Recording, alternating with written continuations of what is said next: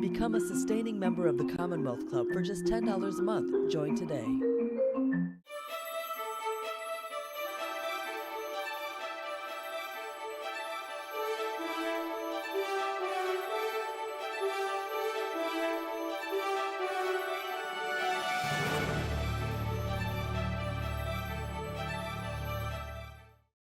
Hello, I'm Ann W. Smith, speaking for the Commonwealth Club as co-chair of the Member-Led Arts Forum, and I'm pleased to welcome Commonwealth Club members and everyone else to our program today. Normally, we would be doing this in person at our beautiful building on the Embarcadero, but we are doing it today like we've done many things this year virtually. The Arts Forum holds special program relating to the arts in the Bay Area and beyond throughout the year. We're delighted to present this special program, Refilling Seats. Yes, Refilling Seats, in partnership with Theater Bay Area, where I happen to also be the proud president of the board of directors.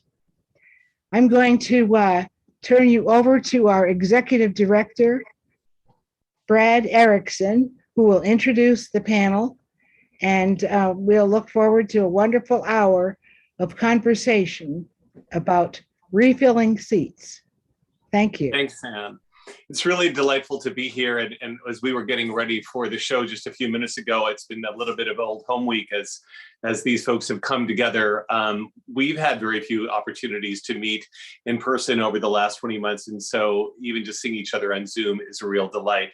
Let me introduce them to you, and then we'll dive into some conversation.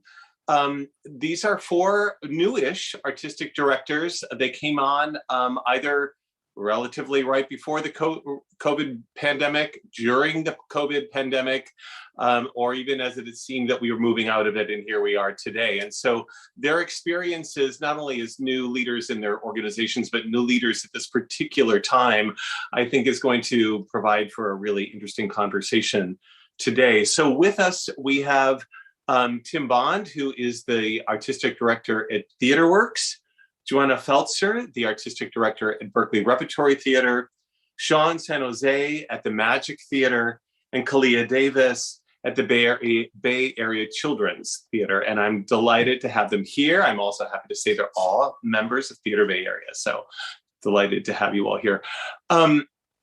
I did note at the beginning, when I went back to your websites to kind of see when I could figure out when you came on, it's all been something of a blur. And Joanna, I think you were the first and came on in the fall of 2019 when we had no idea that any of this was going to be in front of us, and maybe talk about what that was like, revving up into your first full season at Berkeley Rep, only to have, the brakes hit a little bit into the season. First of all, can I just say I love being in a group where I'm the old timer. That's amazing and ridiculous.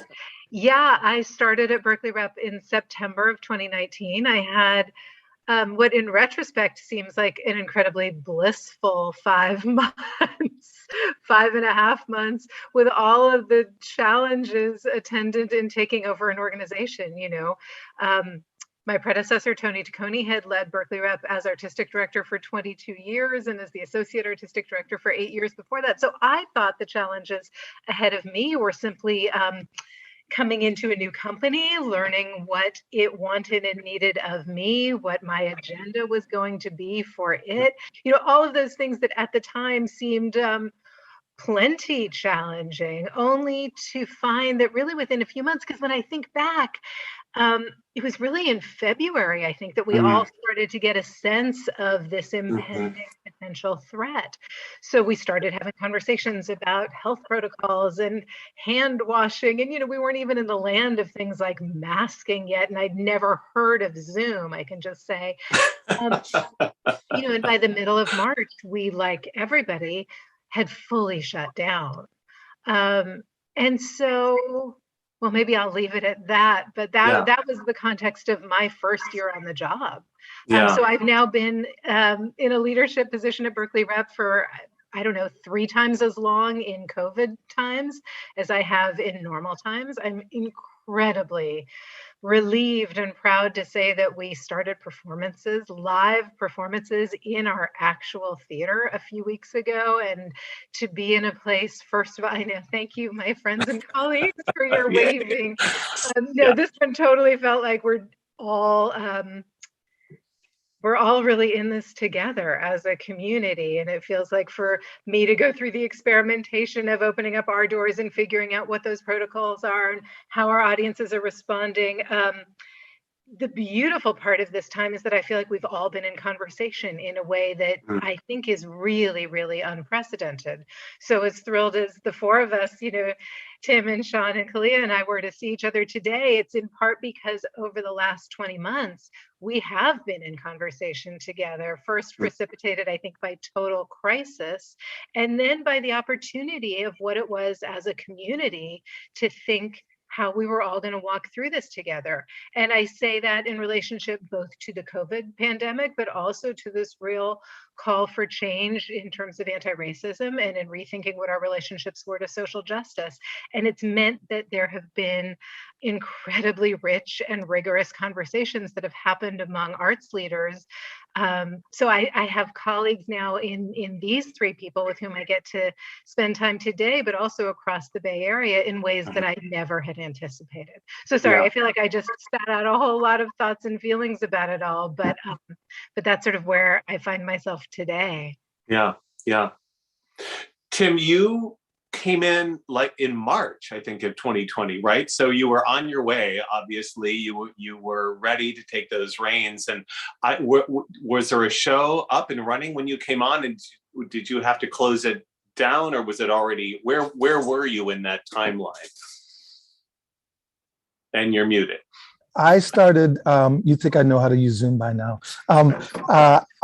I started officially full-time in March, but it was going to be remote from the beginning anyway, because I was still finishing my time in Seattle.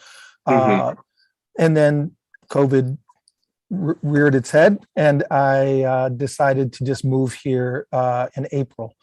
Because all my other shows, I had 4 other shows going on throughout the nation, the Guthrie, the Kennedy Center, all these places. And they all, of course, within a couple of weeks shut down. So I just decided, well, I'm just going to move now and get there. And we were running at Theater Works at that time, a production called They Promised Her the Moon, which was a world premiere. It opened and closed, opened on a Saturday and closed on a Wednesday the next week. So then Robert Kelly, our 50-year founder, was still officially in charge through the rest of that season, which ended in June. So they made the decision to stream that show. So they were able to capture it. And archivally, and then run that video so our subscribers and audience members who had bought tickets were able to see it. And that sort of started the whole pandemic. And then Kelly and I worked together to figure out all of the different virtual productions we've done since then, which was 28 through last year. I mean, a number of them are readings, and some of them were films that we made. Others were shorts. I mean, we've learned a lot and done a lot of things. And how did your audiences respond to that? I mean, were they engaging? And I've heard, we've talked in our meetings together that you're also getting audiences all over the country, because you don't have to necessarily be in Palo Alto or Mountain View to see it. That's true. And, so initially our initial audience was very happy to have the stream of that show. And then as we started to do other productions, there were good viewings. But as time has gone on, I think people are having fatigue of looking at this in terms of our traditional theater going audience at our theater. I see other heads nodding, so that might be true for others. But we have found other audience members throughout different states, actually internationally, who have tuned in and seen it, but not in numbers that are significant enough to make it fill the gap in us feeling we're having truly the reach that we want to have. But it has been heartening to know we've had people from the Philippines and from Germany and from wherever, tuning in to see our productions. And when we did Pride and Prejudice, which ironically had just been filmed by the playwright Paul Gordon and composer for that piece, which we did in December of 2019. They had done a major 5-camera shoot of it, kind of a National Theater level video of it, which we can't afford since then. And it would just so happen to be made. That went out and was seen by like hundreds of thousands of people, and is now able to be gotten on Amazon Prime. So that's an unusual and really incredibly far-reaching project that had sort of planned to do that. To be able to replicate that again and again for us going into our current season is beyond our means right now. But we are streaming. We have streamed our first show. We opened our first production last month in October. Well, 2 months ago now in October with Lizard Boy. And we had quite a few viewings of that, and that was very good. But again, not enough to make up our total audience size. And we're getting ready to have our first preview tonight of It's a Wonderful Life, which we will also be streaming in about 2 weeks. And we're hoping we get good viewage of that. Yeah, great. So Kalia and Sean, you came onto your jobs during the shutdown. Kalia, I think you were first, and then Sean. So I know you'd been, working at the Bay Area Children's Theater for a while, Kalia, but still to come on, take the reins, and what was that like? And I know that there was programming that you all were doing during that time. So maybe talk about that experience. Sure thing. So my trajectory into the position that I now hold as artistic director at Bay Area Children's Theater is a little special, because right before Nina Meehan, the CEO and founder of the company, offered me this position, she actually came to me back in end of April, May, basically start of May, with a book called A Kid's Book About Racism by Jelani Memory, and was so excited about this. And she said, I feel like this book needs to be adapted, and you need to be the one to adapt it, and I want you to direct it. And I don't want any of the producing entities in our industry to bother you, which is very rare. So I was already so excited about the fact that even after I knew they had shut their doors, they were still thinking of innovative ways to create theatrical programming for young audiences that also, Joanna started to talk a little bit about this, bring to light the need for more specific, intentional social justice and anti-racism media and programming, especially for our young people. So I was already very excited about that type of work that they wanted to do and that they wanted to bring me into it. So I put a lot of my heart and soul into making it happen. We put that show up real quick. I called it A Kid's Play About Racism. And we were one of the first to utilize the now very famous method of taking theatrical storytelling and putting it into a film medium. And we also were one of the first young audience programs that Broadway On Demand featured. And Traylon, who works for Broadway On Demand, actually was so excited about the numbers that we received. Tim was speaking to streaming. We actually streamed very well, that we were extended. And then that produced the new wave of young audience programming that they now have in educational programming. They actually have sections on Broadway On Demand for that reason. And so we're really happy to see that even though this shutdown caused a lot of pain and harm and hurt, it also opened up further opportunities for expansion in the ways in which young audiences are able to receive the type of work that we were producing ahead of time. And also think about, how are they consuming this now? We are also an organization that really likes to test our boundaries and take risks. And so when I jumped in, they were already talking about an at-home theater experience called Play On. And Play On is our at-home theater kit. It's a screen-free audio musical adventure that comes in the mail. And in the box that you receive, you have different items that can help in the storytelling experience. They're items that just enhance the experience for a kid. It's not necessarily needed, but it's fun. Kids love to have things in their hands. And then they're listening to the adventure, and the kids are a part of the adventure. And that is actually the genesis of and the catalyst to what we're excited about launching into in the new year, is having more official interactive and immersive experiences for young people live, because we recognized how fun it was to have them be at the center of our work through the Play On series. That's really interesting, and I think that's part of the conversation too. Is the way that having to do things differently and having to do video and film and whatnot, and just reach audiences in different ways. Maybe how will that linger on? And maybe some Joanna and Tim, you're saying that you're ready to kind of just get the audiences back and go on with the live show on stage. But we have learned these other ways, and the streaming that's happening, and ways to continue to reach audiences. It's interesting to see kind of the ongoing learning and changes that will happen because of the pandemic and the ways that we were forced to do things differently. Yeah, Joanna. Yeah, actually, I don't think I'm saying that we're 100% reverting just to in-person programming.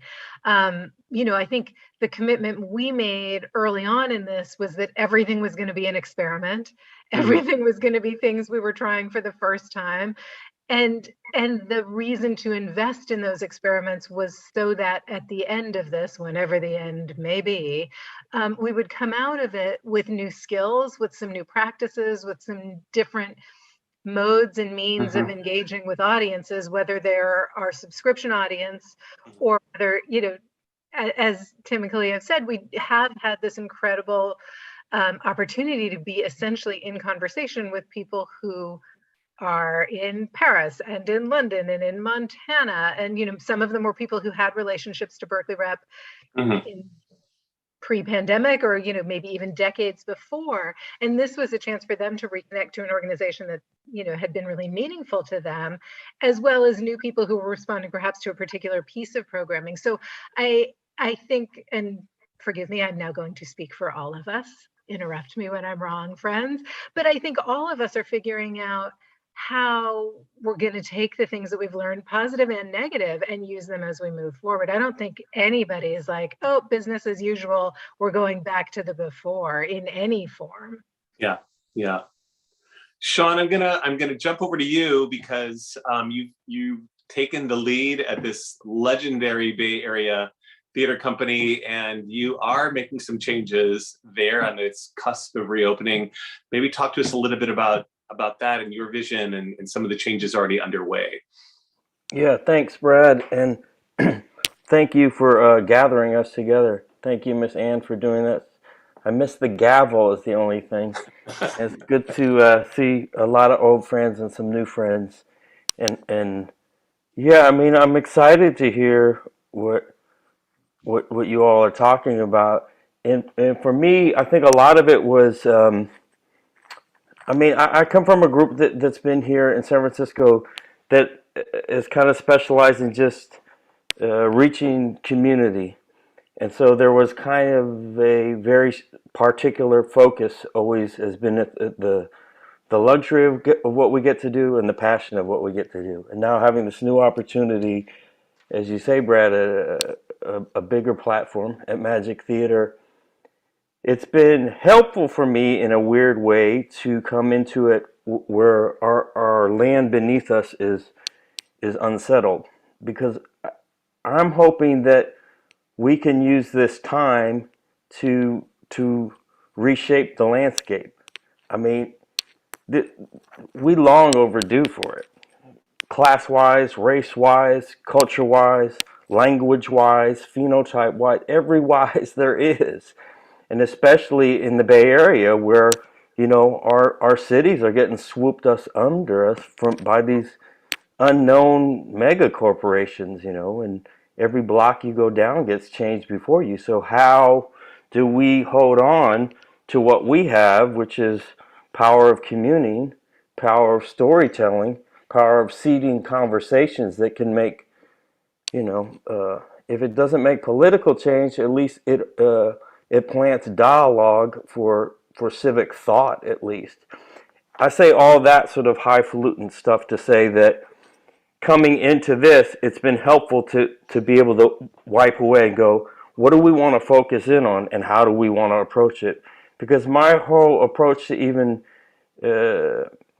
having the honor of being at a theater like this, but also accepting something to work in a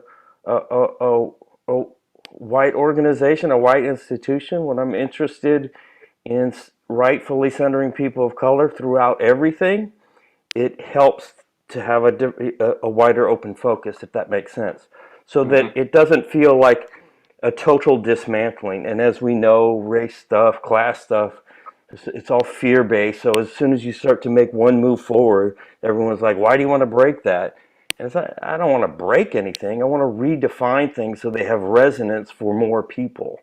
And so in that way, I think coming into a new position and saying, hey, we want to do a whole bunch of new things here has been it's been exciting. Now that sounds weird to say exciting in a time that has been full of madness. And as Felser alluded to too, I think the biggest mistake for any of us moving forward is not even the form that we're going to use, but for us not to look at the near racial reckoning as some grave informer of where we go with the work that we do would be, that would be just the biggest continuation, perpetuation of the madness that we've been living through. So if we don't take that and go, what are we going to do with it? And how do we implement it into the daily activity of our community? Because that's what we're doing. We commune. So for us to sort of use that as an old newspaper would be the biggest error we can make. But what we can do is to look at it and look around and start to build some new things together. It's hard to say new things though with people, and it's hard to say race things because it's always received as a sort of divider or some divisive thing. It's not that at all. It's looking at the reality of it and saying, well, now that we've recognized these things, why don't we build on it? Why don't we expand on it? Why don't we grow from it? All of us that came into the theater performance making practice learned from all our predecessors and all our ancestors, all of our mentors and teachers, and we expanded on that. We didn't replicate that. That doesn't do anything. For the live performance form is live. It's about today. So this whole time has been like this extended pressure cooker of a great informing period. And it's so weird to think that we're at the end of 2021 when we kept thinking like, man, if we make it through 2020, we're going to be cool. And then all of a sudden I just looked up and I was like, what? We're about to end 2021 and we're still in this madness. So I think there's a lot. And though I say all that stuff and talk extra longer than anybody else, I do feel so hopeful moving forward with it because I think we're empathetic industry. We're about communing. We're about gathering, and I think we can learn a lot and grow a lot from it all. Yeah. Well, some of what you're just saying now, Sean, is making me think about how are people actually responding to being back in the theater, to seeing what you've got on stage. You created these seasons, and what's been for those of you, I think Tim and Joanna, you're the only ones who've actually had live audiences. Sean, you've had audiences, and you have too, Kalia. All right, well then everybody, what's it been like? I mean, how are they responding? I'm going to jump in because I would love to share as the person in charge of an organization that provided in-person programming and what that experience was like. But then I also got to go and witness Wintertime at Berkeley Rep, which is playing right now. It's actually was my very first live show back since I had moved from New York City. I had been living in New York City for the last 3.5 years. So Six, the Broadway musical, was my last show I saw before the pandemic. I saw it in previews. Anyway, Bay Area Children's Theater this past summer, because we like to do things a little kooky and crazy. We did Don't Let the Pigeon Drive the Bus by Mo Willems and Deborah Wicks-LaPuma. It's a musical, and we actually did it on a bus, aka a Sprinter van. They're amazing. And we did it outside. And so Sean probably saw us because we were in Fort Mason for a lot of that time. We also were able to utilize Cal Shakes. They were very generous. And then we were on a cute little farm in San Ramon. But the whole thing was that we were outside and families were able to experience the joy of theater again in a safe environment. And it was just really heartwarming to see how easy it was for them to fall back into what it meant to share that experience as a family together. And the fact that even though our actors were masked as well, we had puppets, it was it was pre-recorded, the whole show, so there's a lot of big gestures, but they themselves were not actually physically talking to the kids. There still was this sense of magic and wonder and joy that I saw on all the faces, or all the little eyes. It was very sweet. And then on the flip side, being able to be in space with other people and get to share the experience of just seeing live performance. And Berkeley Rep is so smart in bringing a show to us during a time period that is wintertime, and also though a show that was very bizarre and like we needed just a little bit of whimsy, a little bit of zany, and also just something very solid to hold on to story-wise. But it was just very fun. If you haven't seen Wintertime, I'm gonna plug it. It's a wild ride. Stay to the end. But it just was a really beautiful experience for me as an audience member. So that felt good to be like, oh yeah, this is what it's like to share this time with other people who are complete strangers, but now we have something in common that we got to experience together. It was really nice. Yeah. Have you all met Kalia, my new PR person? Right? Like, and hold up, because I'll be at your theaters too. Okay, Tim, I'm going to come see. I'm going to come support. I'm going to come to the magic. Like, now, what's so lovely is we're kind of rolling. I'm going to go to San Francisco Playhouse next week. I'm going to go to Berkeley Playhouse. It's nice that these seasons are coming out not all at the same time. So I can choose to go to these theaters in a timely way that makes me feel good and comfortable and get me revved back up to being an audience member. And a lot of theaters in the Bay Area, I think, are rallying together. That's something very special about us as Bay Area theaters, is that we do talk to each other, and we're aware of what we're doing. And I really appreciate how the seasons are being, like, I don't know the word for it, but rolled out, dispelled. I don't know. It's fun. Yeah, Tim. Well, we had a great time with Lizard Boy. It was like a rock concert, and people were really enjoying being out again and connected, and like the cheering before the show even began, and just the feeling of community that happened around that show was really great. Our houses were small, but they were mighty, and it was, and for the artists to just have the opportunity to express again and to get reaction directly back, which you don't get on Zoom. You put things out and it kind of goes into thin air, and there was something really powerful about that experience. And we had people coming also, which was very interesting, traveling, who had been following this show for 5 years when it was done. We had people from all over the country coming in to see the production, which was really fascinating. And this one woman in particular, I remember, she was in her early 20s, and she had been listening to the score since she was a teenager. And she came all the way from Montana. They had driven all night, got there and saw the show.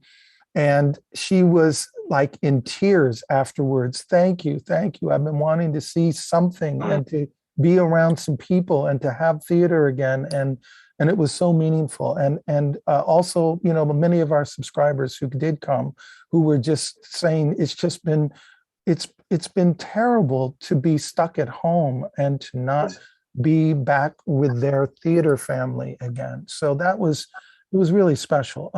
It was also really challenging. We're the first, you know, I think we're the first large theater to have an indoor production in Northern California, and most hardly on the entire West Coast. There have been very few when we first started. So, you know, we had studied the protocols that had been done in other places, and the protocols went well, and for the most part, people were very compliant with masks, with showing tests, to showing their vaccination cards and all those sorts of things. And it's been that's been really good. But the challenge for us is we need more volunteers to help us in doing those tasks.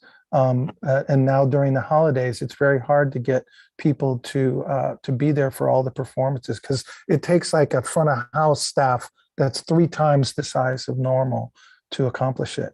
So we're challenged that way. But most of all, it's just been great to be back out there again. Yeah. Yeah, Joanna. Yeah, we found it absolutely, Tim, as you say, not without its challenges, but really joyful to have people back in the building. And I think they feel safe in coming there. People want to know that there are protocols in place to keep them safe. And I think they feel really good as they come into our space to know that everybody is going to be masked in the audience, to know that everybody is vaccinated. For our first show for wintertime, we've also capped our capacity at 60% so that people who want to spread out a little bit and have a little social distancing can. You know, I think it's part of all of us learning how to be back in space together. It's been a really long time, you know, since we've been in shared space. So that was something, you know, for this first show, we wanted people to have a little bit of an on-ramp back to, you know, the intensity of sharing space together. But people are thanking us, frankly, for being there, for doing the work to make it safe, and for giving them back their theater. Yeah. Sean, I think you guys even had a live in-person fundraiser back in the fall. Am I right with that? When we did the fundraiser, we actually did it outdoor. It was right before the excuse me, right before the variant. But we did our first event was one of our new programs, a new performance program, where the San Francisco Poet Laureate, the great Tango Aysen Martin, did a concert. And it was really great to do. Like everyone's saying, everyone wants to be back. Everyone wants to be together. And thankfully, we live in one of the sane areas, you know, and so no one's tripping off of like false narratives around vaccines and stuff. And so to Felser's point, like people want to be safe, and they want to know that you're going to help make them safe. One of the most instructive things about this, although, has also been you have to wipe away in a greater way any presumption of like, yeah, they're gonna come. Like, yeah, we got a show. We'll do the show, and the show will be good. And it's a dope show, so people are gonna come. Which you kind of always think anyway, but that doesn't equate to anything until, you know, people are actually in your space and you're sitting with them. And so I think anything that we're learning from it can be one of the lessons I've taken, is you really have to take care of who you're inviting, how you're inviting them, why you're inviting them, listening to people, listening, not like it's a play, come to the play, you subscribed, come, you're gonna come. You really, I mean, we have to clear the decks for a minute to sort of go like, do you want to come back? Do you really love us? Are you worried? Are you into it? What, you know, and to what Kalia's saying, themes may matter more, you know what I mean? Vibe may matter more. So all of that is I think can be instructive for us, and just create better dialogue with the communities that we want to work with. But that you know, there's no doubt people are going to come back to things. So I feel really hopeful about that. But I think, again, like something that we can walk away with is having a better relationship with who we're talking to and why we're talking to them, and therefore what you're presenting. Mhm.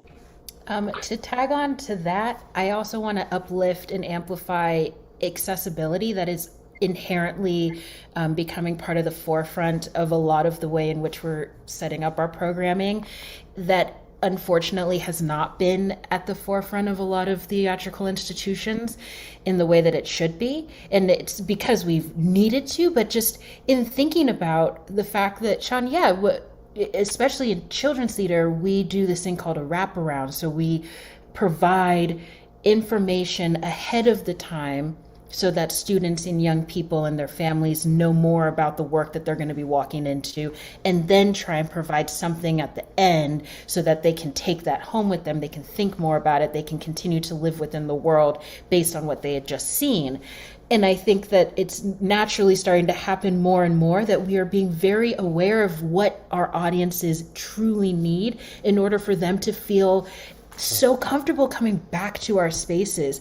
And we are listening to them. We've done so many more surveys than we've ever done before. We've wanted to hear directly from our community, what do you need? It's something that we ask our staff every time we have a staff meeting. What are your access needs? How can we show up for you? And I think it's really lovely to witness firsthand other theatrical institutions in the Bay Area who are really doing that work with their audiences now too. What do you actually need from us in order for you to feel so excited about coming back into our spaces? And it's something that I hope we hold on to as we move forward and hopefully work through this second wave of the pandemic, that we don't lose this inclusion and this accessibility opportunity where we're actually like trying to create a more accessible environment for everyone. Let me ask maybe just a specific question about the accessibility, but also the safety in your theater in particular, Kalia.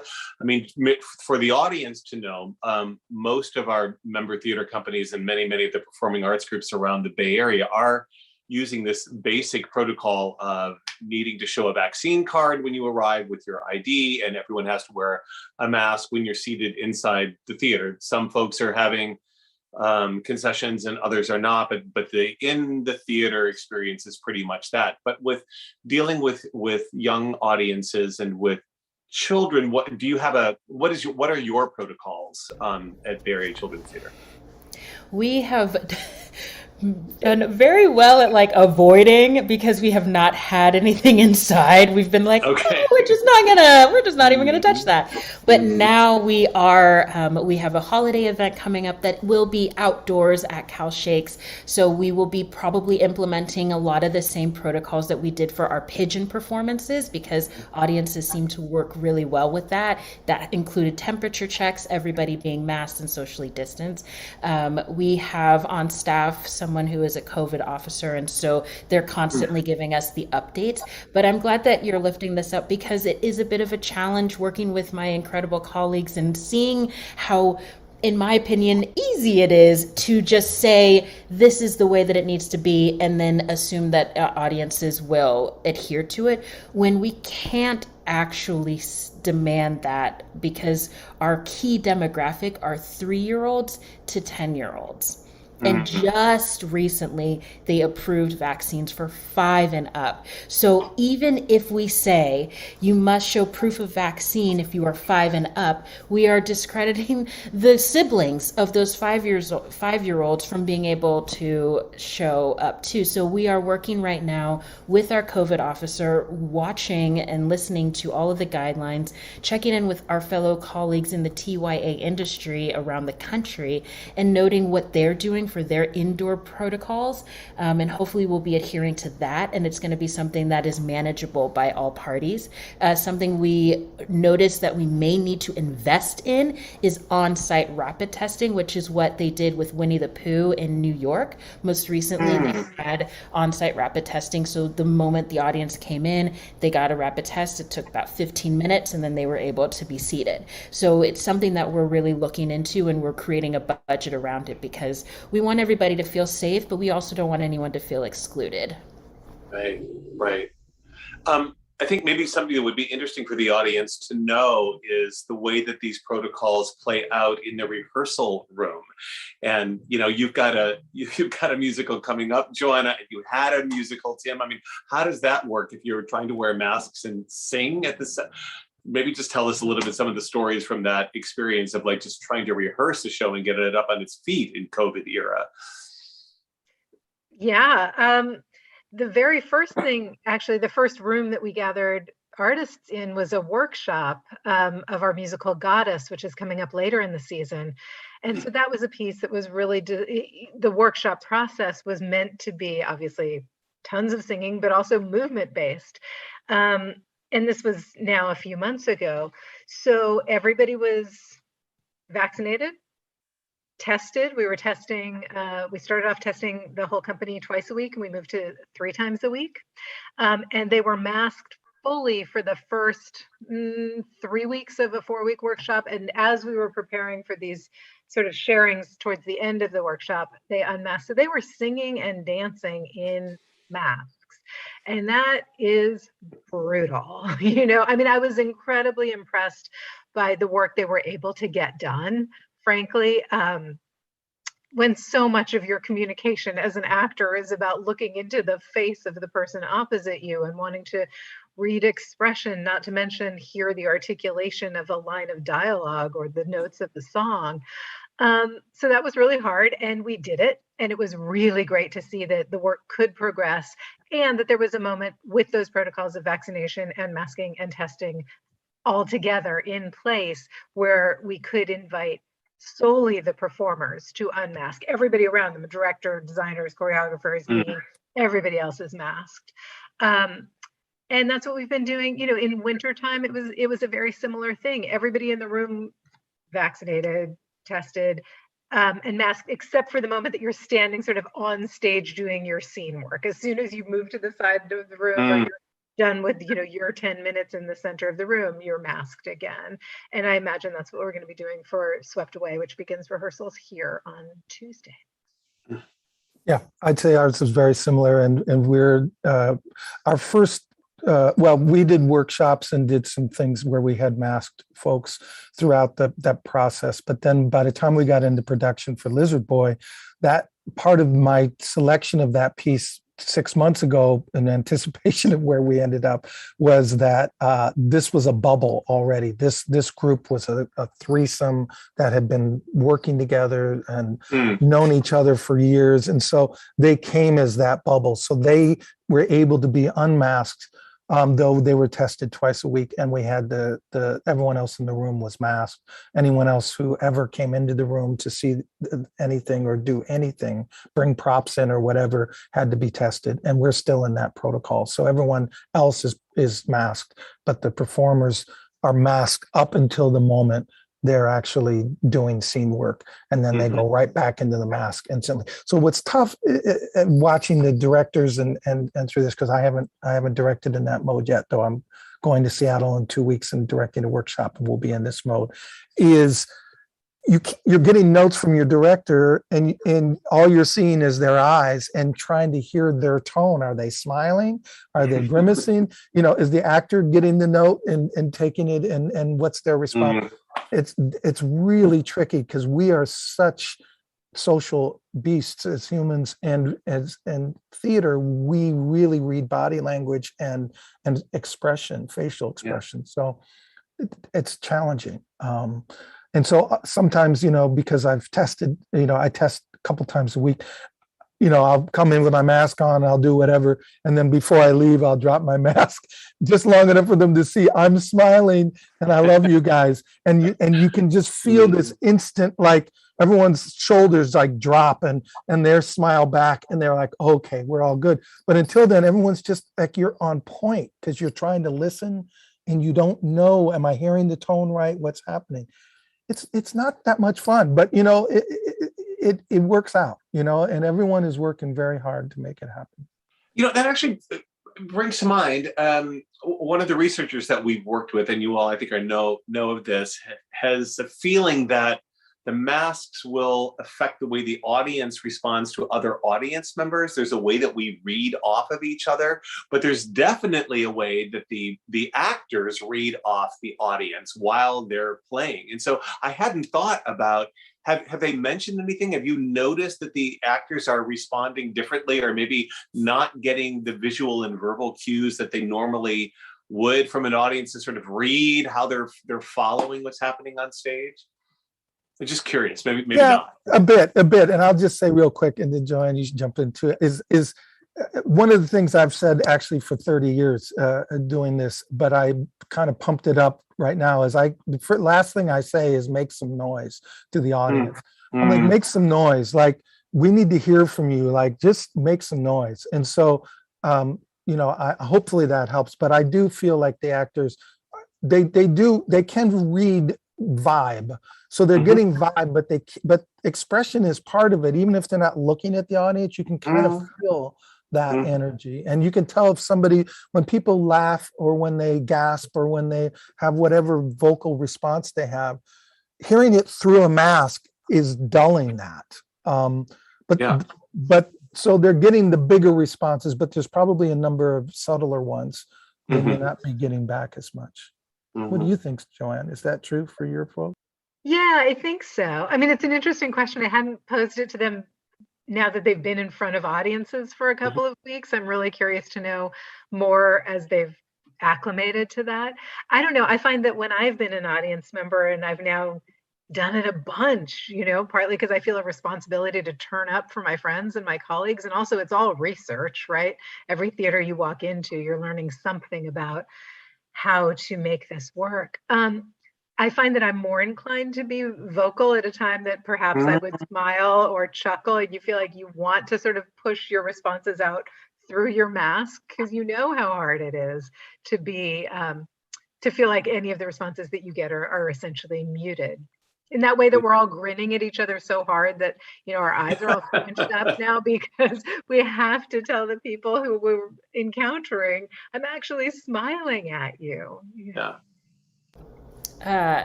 I'd love to hear also, I'm going to say something, but I want to hear Sean's response, because you and your collective, I think, have a different way in viewing audiences and how they might interact with you during a show. But like the idea of etiquette comes up a lot, theater etiquette. And it's something interesting too, that I'm grateful that this is now the response that we are having, where we are dismissing a lot of the politeness and manners that used to be associated with seeing theater, and now we're actually asking for our audiences to be as vocal and as participatory as possible, so that the artists that are on stage in front of them feel that energy, and it helps fuel them as they continue to do the work. And so I actually am a little happy about this. And again, as someone who works with young audiences and has been working with young audiences for almost 20 years, like, I truly desire that type of response from an audience, as opposed to more of the traditional, like, we're sitting here politely, the song ends and we clap and then that's it. It's been kind of interesting that because there's a barrier now physically, audiences want to be more vocal, so that they know that, so that the actors know that they are being appreciated in the moment. Yeah. Sean, I am interested to hear what you might have been experiencing. Well, we've had very few live indoor events, so I've been, like Felser was saying, I've been more as an audience member myself. No, I think gratitude is the first thing that most audience members are feeling, and so that probably comes out, more vocal, more hyped, more responsive than normal, but we're still in the waiting game. Yeah. I'm going to ask one more question before we go to the questions from the audience. So that's kind of queuing up our folks who'll be sending me questions.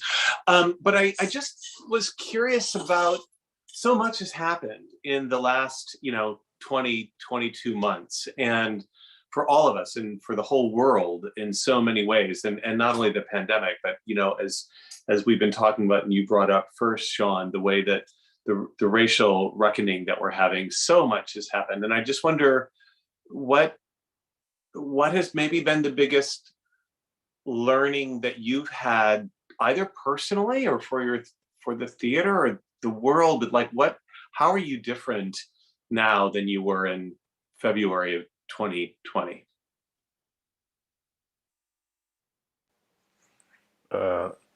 I would say, to what I was saying earlier too, I just feel, as a citizen of this country, I feel so much clearer about the direction I want to head in, and who I want to be with, and who I want to be around, and what kind of madness I won't be around.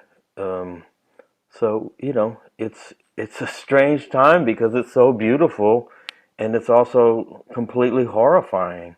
So I think that for what we do, you have to buckle down, and you have to be really clear, more clear than ever, and more passionate and more committed than ever to doing what you want to do.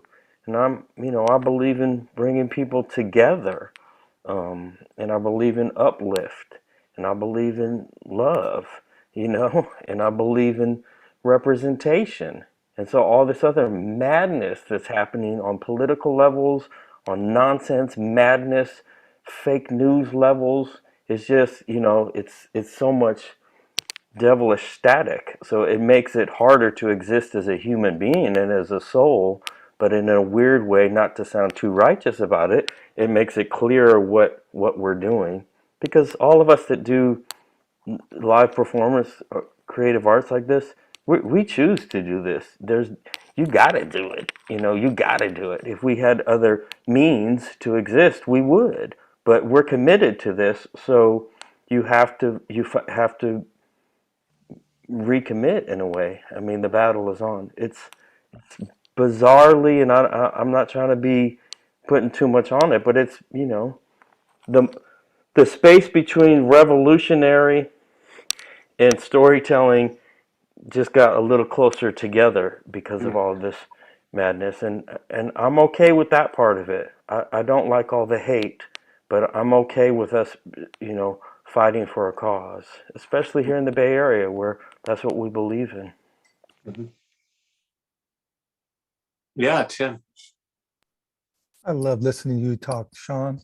Man, we need to hang out some more, man. We've got to find a way, brother. I know, we'll do it. The only thing I'll say, I'm not so sure that I could say that I'm learning new things as much as really beginning to having a deeper understanding of just how the structures that we have been operating under, many of our theaters, how white supremacy models and policies and ways of thinking have infiltrated so deeply into the base structures of our organizations, through any number of different parts of our organization, not just what's happening in our on stage and who we select and who is in our audience, but in our funding models, in our in the ways that we go about hiring, and when there's lack of community or relationship to everyone in our community, how that has been reinforced by other models that we've just taken for granted in the American theater. So we've been working against a very strong structure that has been keeping our theaters from being as accessible, as Kalia was talking about, as diverse, as inclusive, and as equitable as they need to be, and looking through an anti-racist lens through all of our structures, not just what we put on our stage, is the shift that I feel is we've been talking about in the American theater, many of us, for a very long time, is now no longer really a question. The question is how. The question is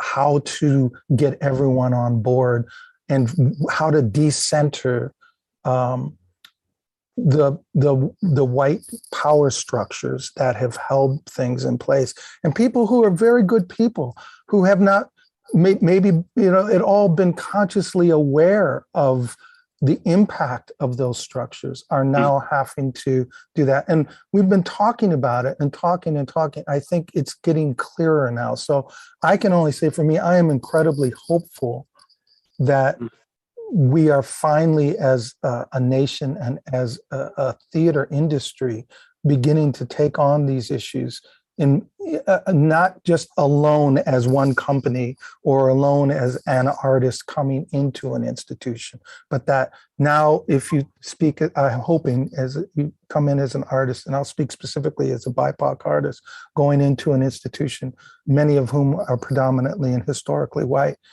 and have been all these years, I can say something about something and it will no longer be like, I don't know what you're talking about, or people being so offended that you brought it up, or not saying anything and just not hiring you again. All this, it feels like we're in a moment now where there is a groundswell of understanding that is beginning to happen.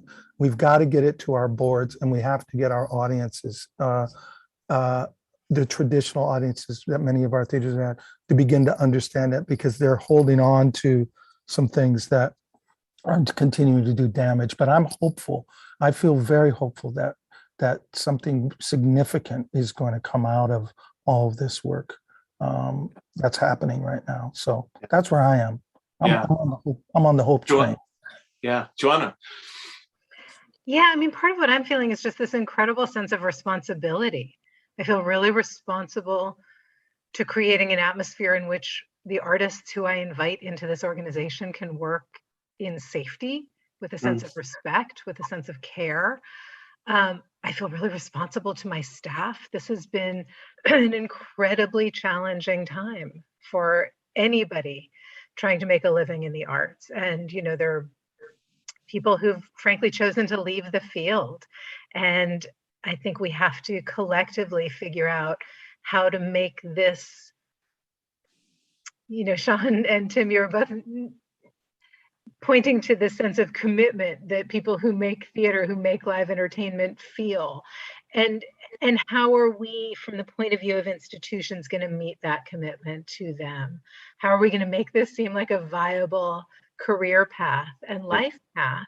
And I also feel extraordinary responsibility to my audience to make this a place of invitation, a place of welcome, a place of joy.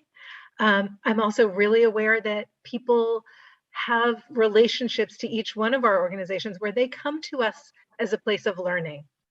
You know, these are audience members, artists, and staff alike who come to us because we create spaces in which they can be transformed as well. How do we make that both a rigorous process and a joyful process? Those are some of the things I'm thinking about in this moment. Beautiful. Kalia? Well, goodness, getting the opportunity to go last means I can just ditto everything that has been said, and it's been said so beautifully. So thank you, fellow friends, for having the eloquence to speak on it. So everything yes anding. And I will just add, because it's my brand, kids, that I spoke now almost a year ago for a webinar, and something that I made sure to hammer in is the fact that we as arts educators, working with young audiences, working with young people, we're constantly trying to help them see that their imaginations are limitless. Like, they can believe and dream anything that they want to. Anything is possible. And I just have always felt like, why are we creating these spaces that want children to come in and think that way, but we as the people behind those doors aren't also thinking that way as well? And so I'm really excited for the type of innovation that is happening, especially in the Silicon Valley and the Bay Area. I mean, we are literally the hub of innovation. And so why can't the arts be like that too? Why can't we be redefining what it means to be theater artists and creating theater here? And because we are also a community of activists, the history of the Bay Area. I specifically live in West Oakland, and right down the street is a beautiful mural in dedication to the Black Panther Party. So I'm constantly reminded of the activism that lives and breathes within the Bay Area, and the parents who choose to raise their children here with that education. Why wouldn't we program opportunities for them to continue to keep learning and to keep expressing that as well? So I'm actually really excited about what all of this reflective time, forced reflective time, has meant for our industry, and also what that means, the type of work that we will be producing for our young audiences as well. And I see Ann Smith is back. Ann, are you pulling the timer on us? No. All right. There were two questions in the chat. One of them we touched on a little bit, but maybe just let me throw it out there again. There was a question about have you found new audiences during these last 20 months? And maybe I'll add on to it a bit. And do you think they're going to hang around, or are they, because they met you on screen? Are they coming into the house? So have you found new audiences? Folks are nodding. Go ahead. Yeah. Sorry, go ahead, Tim. No. Yeah, I was just gonna say, yeah, we have found some new audience, and I really hope they stay with us. It's hard to know, you never know about that, Yeah. and you don't know if they came just because of the form that the show came to them in, or that it was the price was right, or so we're, as folks were saying earlier, like, we're not going to stop doing some of the things we've learned to do during this time. And so we're, hopefully that will continue to give tendrils out to folks and make connections. It's all about interconnection and welcome. So we hope that will be the case. Yeah. There was just one that is a bit of a follow-up, and I think you all are doing this. There's a question about if folks are afraid to come into the space, are you reaching them? And I think almost everyone has talked about streaming and be continuing to reach audiences digitally. I remember John and Tim specifically. You did Kalia, you are too, I believe. And Sean, are you doing digital along with live performance, or is that in the plans for the spring? Yeah, I think we're going to try to be a little more, what's the word, intentional about some of them. I mean, we're not equipped to, Tim got to lend me some of them cameras, and Joanna's going to give me some microphones for us to do all streaming. But I think we want to be a little more intentional, just meaning in terms of the aesthetic and the form. So things that are truly maybe more open to being translatable or to living as streaming experiences as well as live experiences. That's the next that's going to happen, the hybrid form that will come out of this. Okay, and then last question, if you have a moment, which is someone asked about the funders, and I think that I will include, your own donors with that. So how has philanthropy responded to this moment, both with the pandemic, but also with the racial justice reckoning? Yeah, Sean. I mean, I would say funders, especially locally, been amazingly supportive. They jumped out of the gate and just came off top and were just like, this is insanity. Can we help you through it? And I don't know a group that has not been supported and not salvaged in some way because of that support. And that's, that's major props there. And then anyone that gave it all, you're talking about barren spaces being kept alive by boards, donors, individuals, friends, and then, I can't say enough about, and I'm not just kissing butt to get more money, but the local funders in particular. I mean, it wasn't even like we had to go, hey, we're in great need. All of a sudden there were opportunities, and it kept groups alive. It also, for like our little group, Campo Santo, it helped us create little pieces to help us stay connected with community that way. So it's been major. Yeah. John, I saw your hand. Yeah, I mean, you ask what the relationship to philanthropy has been. It was the only thing that sustained all of us. That was it. There was not a ticket to be sold. I mean, and blessings to all of us who were trying to sell tickets to streaming things, but that was not what was keeping our lights on or our health insurance paid for. It was absolutely our boards, our donors, and I'll just add, it was the federal government. And I will just say, for the first time in my adult producing life, the federal government supported the arts in this country in a way that I have never experienced before. And it made all the difference. Yeah. Yeah.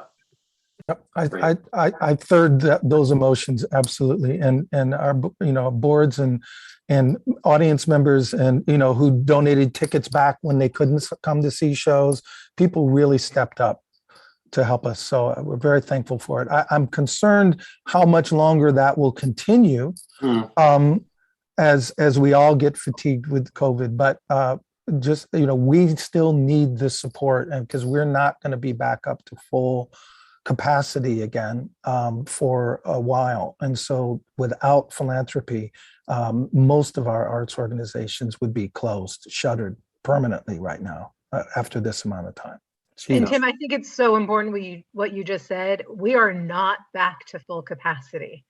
The emergence from this time is going to be its own journey. And I think we do need the support. We do need audiences to be willing to take that step back into all of our theaters.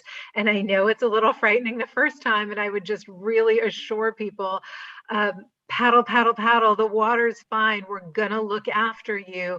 And we need you to partner with us on this. Mm-hmm. Yeah, beautiful. I fourth all of that. I fourth all of it. The last thing that I will say is that just in real time, we were able to witness the hearts of our community, where we reached out and said, we're going to throw this holiday event, and all of the proceeds are going to our fundraising efforts for our education outreach program, which provides free access programming to all students throughout the entire Bay Area, so that we can continue our mission of every single child in the Bay Area will have some touch point of arts. And it sold out in a day and a half. We had to add an extra little gathering on Sunday just because people were really invested in, one, coming back and supporting us, but also the mission behind it. And I just am really grateful that individuals here in the Bay Area truly do have that philanthropy heart. Thank you. We're on 65 minutes, which I think is our end time. So I want to thank each of you, Kalia and Sean and Joanna and Tim, for your time. It's been such a great conversation. And I'm going to hand it back to Ann Smith. Yes, I'm the audience person. And we're having very similar issues, even at the Commonwealth Club, and getting people back in after they've been streamed. But many people have found out that never heard of us or you before. So it's a bit of a ray of sunshine. Thanks so much, Brad Erickson, Sean San Jose, Kalia Davis, Tim Bond, and Joanna Felser for joining us at this wonderful meeting about refilling seats in association with Theater Bay Area. With wonderful leaders like this, we, the audience, have to participate and open the door and have a seat. So let's do it. I'm Ann W. Smith, President of Theater Bay Area and co-chair for the Commonwealth Club Member-Led Arts Forum. We look forward to you joining us again during the Commonwealth Club's 118th year of enlightened public discussion. This meeting is now adjourned. Thank you very much.